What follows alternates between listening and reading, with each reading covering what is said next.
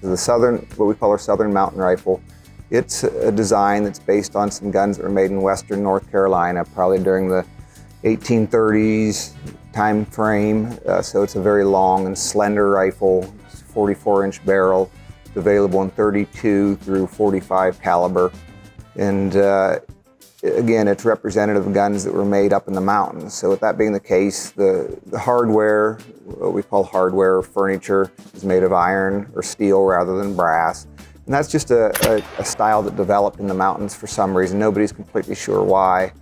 Probably because the original builders were blacksmiths as well, and they were kind of familiar with forging.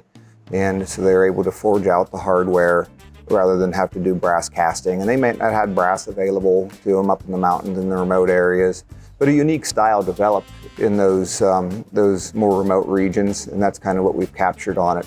It's a very sleek rifle that actually has some very nice lines. It's very light, very handy. So it's still, even though it's our first rifle, it's still very, very popular.